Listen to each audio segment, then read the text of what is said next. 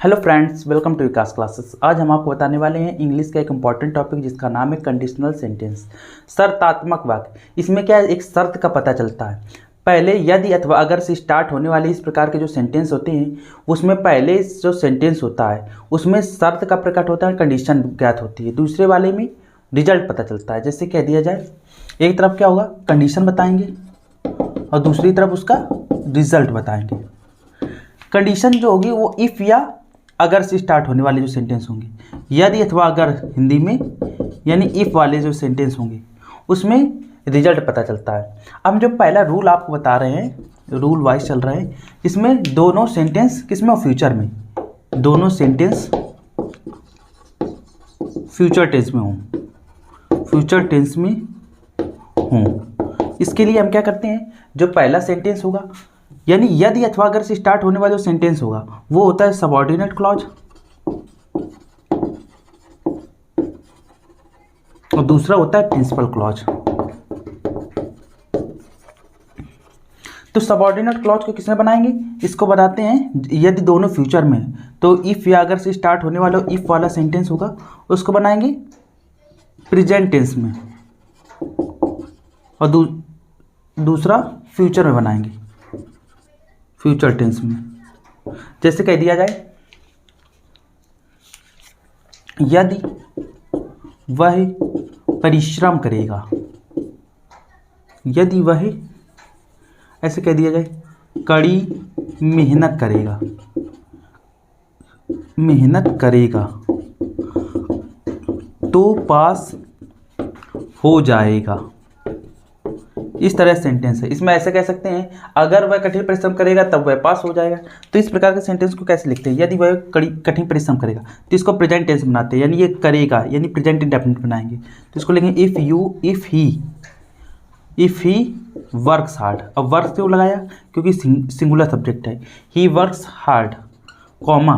अब देखिए तो के लिए कॉमा लगाते हैं तो वह पास हो जाएगा, तो लिखेंगे ही विल पास, PASS, इस तरह से। यदि अगर कह दिया जाए वह नियमित पढ़ेगा तो सफलता पाएगा, इस तरह से। वह नियमित पढ़ेगा तो क्या लिखेंगे, ही, यदि वह नियमित पढ़ेगा, इस तरह से। तो लिखेंगे इफ ही, पढ़ना, यहाँ पढ़ना लिखेंगे, पढ़ना की रीड होती है, रीड्स रेगुलरली, कॉमा, वह सफलता पाएगा तो क्या लिखेंगे, ही विल सक्सीड या ही विल गेट सक्सेस, यहाँ लिख सकते हैं। इसकी जगह क्या, इस तो सक्सीड वर्ब हो गया, या ही विल गेट सक्सेस भी लिख सकते हैं।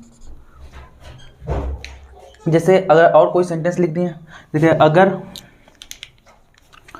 वह मेरे पास आएगा तो मैं उसे रुपए दूंगा, इस तरह से। यदि वह मेरे पास आएगा तो लिखें if he come to me, if he comes to मी,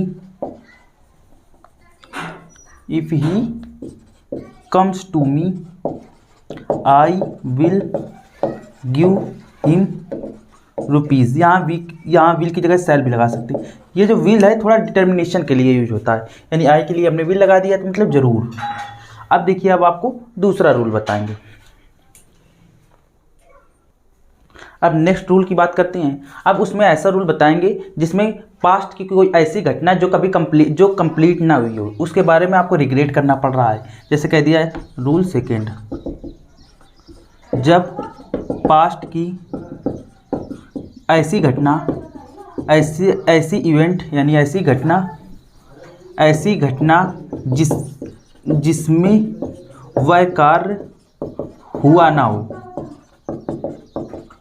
यानी वह कार्य, उस घटना जिसमें वह कार्य हुआ ना हो, यानी आपको रिग्रेट करना पड़ रहा है। जैसे कह दिया जाए कोई सेंटेंस, यदि वह कठिन परिश्रम करता तो पास हो जाता, पास हो जाता, यदि वह कठिन परिश्रम करता तो पास हो जाता। जैसे ये सेंटेंस लिख दिया, यदि वह कठिन परिश्रम करता तो पास हो जाता। तो इस प्रकार के सेंटेंस के लिए रूल क्या है, सबऑर्डिनेट जो क्लॉज होगा, एक सबऑर्डिनेट क्लॉज एक प्रिंसिपल क्लॉज। ये जो सबऑर्डिनेट क्लॉज होगा यानी कंडीशन वाला, ये किस में बनाएंगे, ये तो बनाएंगे पास्ट परफेक्ट में, और इसमें क्या लगाएंगे, subject plus would have plus verb की थर्ड फॉर्म, इस तरह से लगाएंगे। जैसे कह दिया जाए, यदि वह कठिन परिश्रम करता, if he had worked hard, comma वह पास कर जाता है, मतलब he would have succeeded, SUCCEED। अब जैसे कह दिया, यदि जैसे कोई सेंटेंस लिख दिया, यदि तुम मेरे पास आते तो मैं तुम्हें उपहार देता, इस तरह से। तो इसमें क्या लिखेंगे, if you had come to me, comma I would have given you a gift, इस तरह सेंटेंस। जैसे और कोई सेंटेंस लिख दिया, यदि वर्षा हुई होती तो फसल अच्छी होती, इस तरह के सेंटेंस। यदि वर्षा हुई होती, if it had rained, RAINED, comma फसल, तो लिखेंगे the crops would have grown well, इस तरह से कह सकते हैं। अब नेक्स्ट रूल बताने वाले हैं। नेक्स्ट रूल में कोई ऐसी इमेजिनरी घटना जो कंप्लीट नहीं हो सकती, यानी इमेजिनरी कंडीशन कैसे, जैसे यदि वह पक्षी होता तो आकाश में उड़ जाता, यदि वह प्रधानमंत्री होता तो गरीबी को हटा देता, इस प्रकार की जो सेंटेंस होती हैं। जैसे कह दिया जाए, एक सबऑर्डिनेट क्लॉज होगा जो कंडीशन बताएगा, इफ से स्टार्ट होगा, प्लस दूसरा होगा प्रिंसिपल क्लॉज। जो सबऑर्डिनेट क्लॉज होगा वो किस में बनेगा, वो बनेगा सब्जेक्ट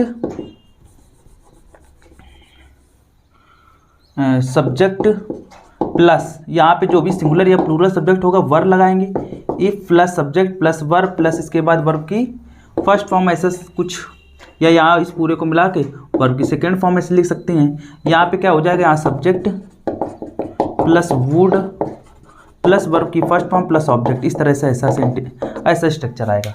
जैसे कह दिया जाए, यदि वह पक्षी हो जाए, यदि वह पक्षी होता है इस तरह से, तो वह आकाश में उड़ जाए, इस तरह से। यदि वह पक्षी हो जाए तो हम क्या लिखेंगे, इफ ही ऐसे ही कुछ भी लगा देंगे, he were a bird, comma he would fly in the sky. जैसे कह दिया, यदि मैं प्रधानमंत्री बन जाऊं तो देश की गरीबी को खत्म कर दूं, इस तरह की इमेजिनरी सेंटेंस। जैसे इफ आई के लिए वाज लगता है, लेकिन इसमें वर लगाएं क्योंकि इमेजिनरी सेंटेंस है। If I were a prime minister, comma देश की गरीबी को खत्म कर दूं, कॉमा क्या लिखेंगे, आई वुड, खत्म करना कि इरेडिकेट या फिर पेरिश द पुअरनेस, या पॉवर्टी लिख देंगे, POVERT, पॉवर्टी ऑफ कंट्री, इस तरह से। आई होप आपको ये सारी इमेजिनरी सेंटेंस समझ में आए होंगे। So that's all for today, thank you.